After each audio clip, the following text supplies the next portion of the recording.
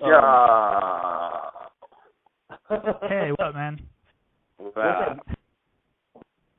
There we go. Now we were just talking about him. Dirtbag Dave joining us on the show. What's going on?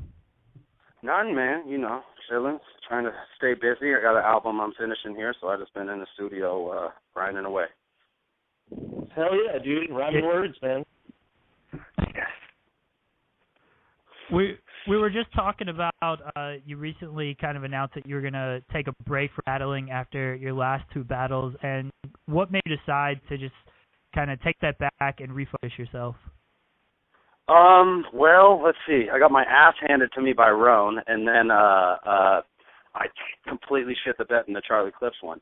And it was really a matter of me just trying to do too much. And it's something that I've done for years where like in the Roan situation, I threw the event that we battled at.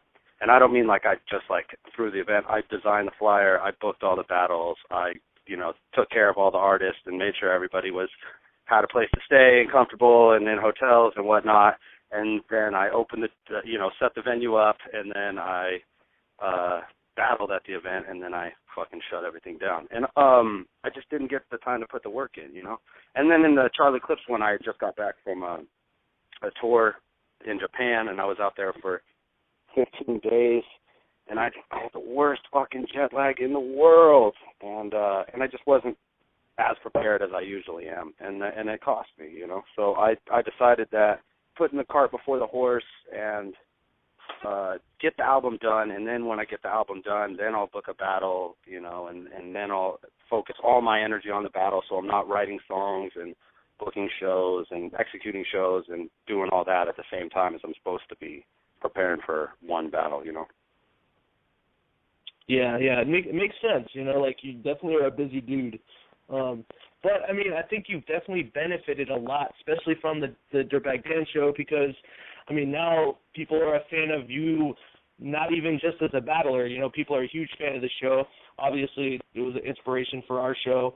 I mean, I check every episode, so it's definitely like something that's very needed in the battle rap community, I think. So I'm always surprised at how well it's received. And people often say, I like the show more than I like the battles, and not like my battles or not like the battles we talk about, but like battles in general. And that's crazy to me because that's the only purpose of the show. And part of me taking a break has really been focused on getting the show to be better, because I realize that, like you said, it's something that people need. So watch. You guys will see episode 20, this one that we just shot on Monday. It's definitely our best episode yet, and we definitely amped up the production value a little bit, and we're listening to the fans. So they say, don't do these hour-long shows, give us 2 hours. So we made sure it was 2 hours, and a lot of that has to do with content. But then also they wanted the Q&A back, and we got the Q&A back, and we're just going to continue rolling along and trying to make the show more interactive for the fans. Nice, man. That's good to hear. I think fan interaction is a crucial part, man. That's definitely. I mean, that's why we went with Blog Talk. So our people on the forums who support us can call in. Kind of gets people more amped about the show. But yeah, it's a really cool thing, man. When it first started, who knew how that was going to go down? But like, you and Caustic and Skylar, who like at first I was just like, I knew he made beats for you, but I was like, why is he on the show? But now it's like, I love Skylar G on the show. It's fucking hilarious. Him and Caustic. So funny. Really Somebody came up to Skylar at the Battle of the Bay and was like, "Oh, Skylar G, I fucking hate you, man." and I was like, "That's awesome, and I'm glad you get to know some guys." Hello? Yo, I'm here. I'm here. Dan, you still there? Yes, I'm still here. I'm here. All right, yeah, sorry. Oh, yeah, I said I'm PJ glad you guys get to know Skylar and get to hate him just like I do. Yeah, as PJ said, your show was, kind of inspiration for ours. As PJ wanted to do a battle rap show, and I said, all right, let's do it. And then so we kind of what you did and ran with it a little bit. And I just want to know, like, how did you even come up with this show? Were you just sitting around Caustic one day and be like, hey, let's just talk an hour about battle rap and see if people will tune in? Well, I guess this is kind of like where the show comes from. We talk about Dude a lot on the show because he's there all the time, but you never see him. Corey Campbell, and he is the guy who shot all our music videos. We did actually like a short film back in the day that's online, and he wrote and shot it and directed it. He's like me for video. You know, writing a story and then directing it and then storyboarding it and then directing it and then editing it and then releasing it. Like, he does everything. So he's a big podcast guy, and he's really into like the Rogan Experience and a couple other podcasts, and he got me kind of listening, and he was like, yo, we got to do this for battling. Like, there isn't one where there's an actual battler that's running it. And, you know, like, we just shoot the shit, and we're pretty funny just sitting around the studio. So we said fuck it, and we gave it a shot, and we just set up some tables in my garage. And actually, Caustic didn't become a regular, like, on the show until we moved into the studio. And that's just because he's at the fucking studio every day, either playing video games or writing a battle, writing a song or something. So then he just started, like, guest every fucking week. We were just like, all right, you're on the show, you got your own little segment, you know. And then now we got Cadillac Ron doing the video stuff, and then we got another correspondent that's chiming in on this episode from across the pond. So we're definitely like we're growing, but it was all Rory's idea. He was podcasting. He was like, this is a void that we can fill in battle rap. And surprisingly enough, like, I knew that if we just got people a little buzzed or a little high, that they would say, you know, some shit. And the first couple of episodes are amazing because, like, the one with Dumbfounded, he's like just gets hammered and talks shit about everybody. It's fucking amazing. He seriously does. He goes in on Disaster a little bit, and he's just like sour about the state of battle rap as a whole at that point, or whatever. And this was like, I guess it was a year ago almost now. But I was like, yes, fuck yeah, we need to just keep getting these people high, and then they're gonna keep saying dumb shit. That's what I definitely loved about the show right off the bat, because I listened to a lot of Battle Rap Arena, and you know, I like you know, Jesse and Psycho, but like, and you know, Norbs does what he does, but like sometimes I'm just like, God, shut the fuck up, Norbs. Like, you don't, like, you're so just like being a dumbass right now, and you totally like aren't, like, it's better to hear it from a battler, you know, like, because Norbs like talks sometimes like he fucking battles, and it's just like, yeah, and you're like, you don't fucking know what you're talking about, bro. You haven't been in there, you know what I mean? It's harder to speak on it if you haven't, you know, lived it. So yeah. Yeah, there's been like a million times where it's like, dude, like, you so like can't be talking the way you're talking. Like, you're not a fucking battler. Like, shut up. Like, but well, I think with their show too, they kind of they cater to the battlers a little more. Like, we're willing to lose friends on the Dirtbag Dan show, and I don't think on PRA, I don't think they want to, like, you know, they don't want motherfuckers to not want to battle anymore because they got harassed on Battle Rap Arena. But we're like, fuck it, you know what I mean? Every show I do, I get at least one fucking battle rapper. It hits me up on Facebook or fucking text me or whatever, just like, you're a fucking dick.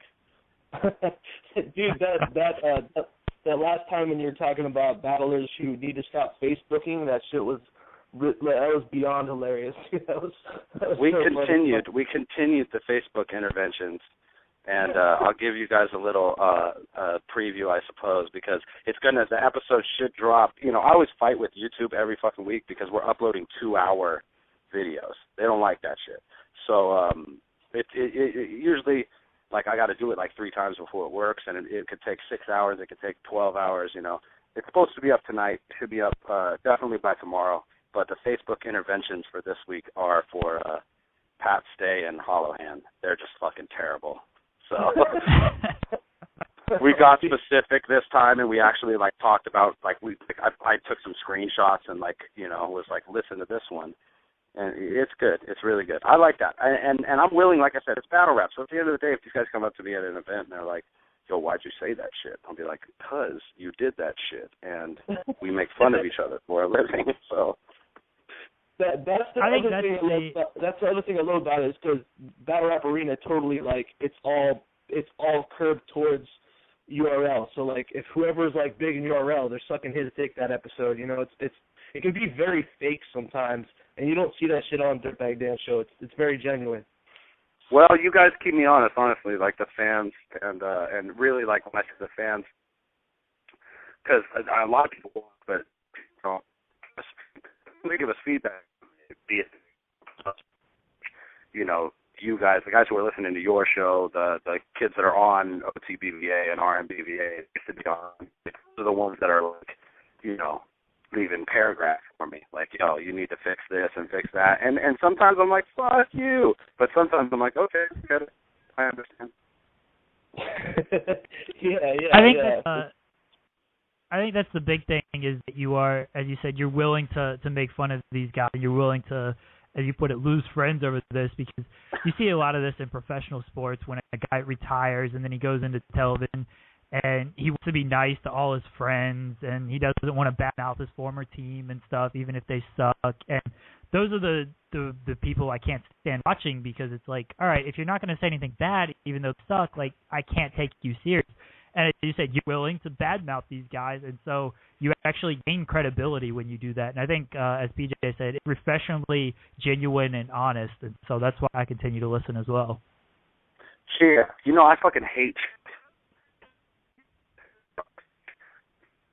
Dan, your phone cutting out. Yeah, your phone's cutting out, DVD. I'm sorry, can you hear me now?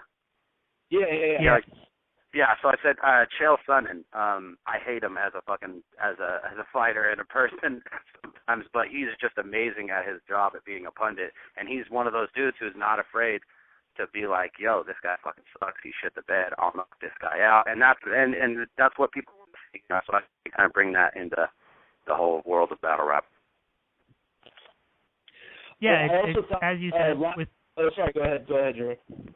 Oh, I was going to say, as you said with battle rap, like, you go out there and you make fun of each other for three-minute rounds or whatever it might be, and so you can't make fun of each other on a show. You brought up MMA Analogy with Chael Sonnen. I'll never forget when Rampage Jackson missed weight, and Rich Franklin, like, that's just unprofessional, missing weight. He came in out of shape. He didn't take this fight serious. And Rampage threw a hissy fit over Rich Franklin saying this. Dude, you guys, you fight each other. Like, he's completely right in calling you out, and you can fight each other down the line. Like, grow thick skin over this. And so, yeah, again, I find that very refreshing. And I think the thing is that it's everything, you know, everything and nothing goes in a battle, really. Like, the kind of rule of thumb is you can say whatever you want in a battle, and I could knock you the fuck out. I probably won't. I'm probably just going to laugh about it because I can't really think of too many things off the top of my head. But, I mean, if you said some, I don't know, some wild shit, I'm just going to, you know, knock you out. Whereas, like, when you remove the battling aspect of that and we're just talking shit, basically. Disaster got real mad at us for one of the early episodes because he missed a phone call, and I just was, like, just hamming out on him for, like, a half an hour. And he was bummed, and me and him almost went to blows. And it wasn't necessarily just because of that, but it is definitely like the things that are said outside of a battle, even if they're said in good fun, they get taken a lot more seriously than just, you know, like you could say anything. Like us in the ring, I'm standing in front of somebody and I could be like, fuck your mother. But if we're, you know, upstairs drinking and I'm like, fuck your mother, bud, they're, you know, we might fight.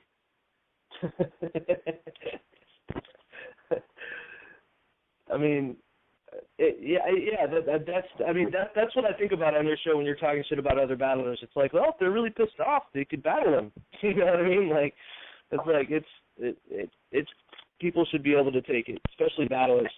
And that's true and not true, right? Because, like, Uno Lavos fucking cries every time I say anything about him. And then he goes and he fucking, like, tags me in fucking, or does in like, fucking little Facebook rants about me. And he's got all these, like, fucking fiery Guido and Puerto Rican douchebags that follow East Coast fucking goons that follow him. They're just like, fucking, yeah, Uno, you fucking tell him, buddy.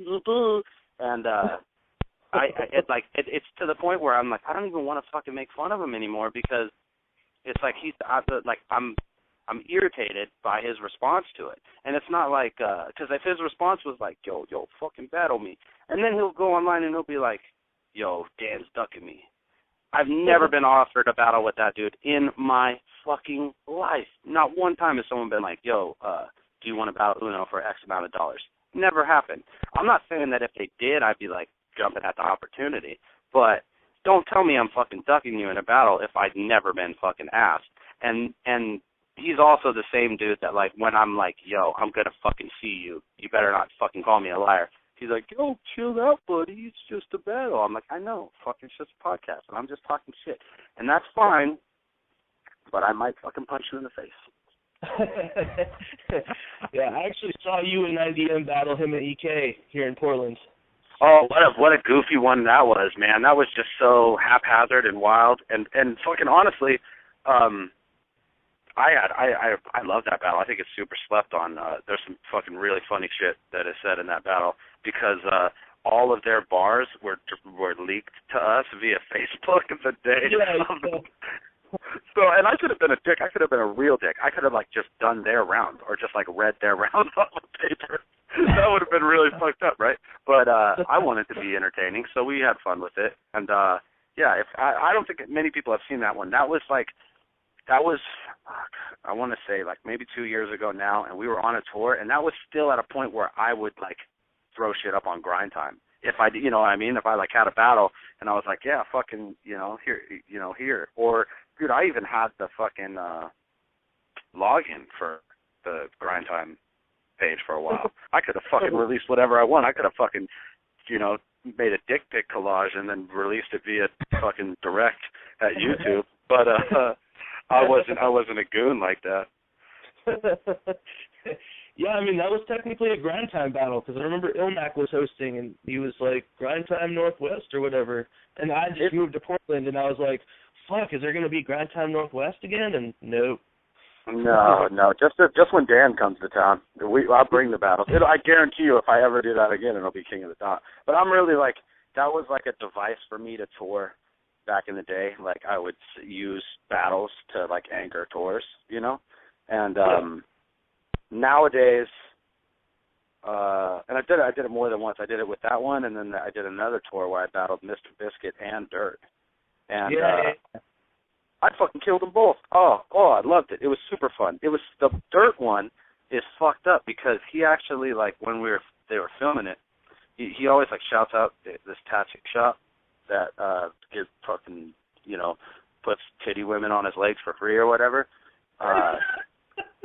So he fucking I talked about that in the battle too. I was like, great. I was like, I was imagining like a 4-year-old girl just standing behind Dirt wearing shorts in like the grocery store, just like, Mom, what's that?